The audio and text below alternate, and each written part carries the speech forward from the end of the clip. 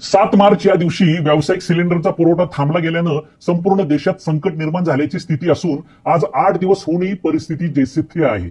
दरम्यान औद्योगिक नगरी अशी ओळख असलेल्या पिंपरी चिंचवड शहरात व्यावसायिक सिलेंडर मिळत नसल्यानं छोटी मोठी सगळीच हॉटेलं, केटरर व्यावसायिक, खानावळी चालक यांच्यासह हातगाडी व टपऱ्यांमध्ये मिळणाऱ्या खाद्यपदार्थांवर अवलंबून असलेल्या सुमारे 5 लाख नागरिकांच्या जेवणाचे हाल होण्यास आता सुरुवात झाल्याचं चित्र आहे.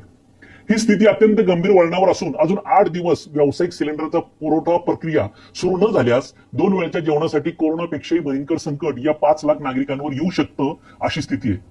शहरामध्ये शिक्षणासाठी आलेले विद्यार्थी, अप्रेंटिस करणारे युवक युवती, कुटुंबाला सोडून एकटेच राहणारे नोकरदार तसेच पोळी भाजी या जेवणावर अवलंबून असलेल्या नागरिकांचं प्रमाण मोठ्या संख्येने इथे आहे. आकुर्डी, पिंपरी, वाकड, सांगवी, ताथोडे, रावेत या भागात डी.वाय. पाटील कॉलेजसह Indira college, JSPM. College, Symbiosis अशी एकूण शहरात 29 शैक्षणिक संकुल केंद्र आहेत.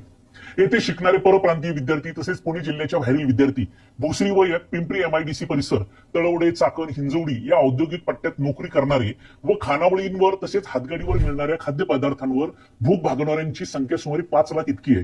8 दिवसात या संकटाचं अजून तरी उग्र रूप धारण केलेलं नसलं तरी हीच परिस्थिती अजून 10 दिवस जरी कायम राहिली तर एक दिवस गावाला निघून जाणं, नोकरी सोडणं, लग्न सोहळे पुढे ढकलणं व हॉटेलमधून जाणं, जेवणं हे प्रकार पूर्णपणे थांबण्याची चिन्ह आत्ताच दिसून येत आहे.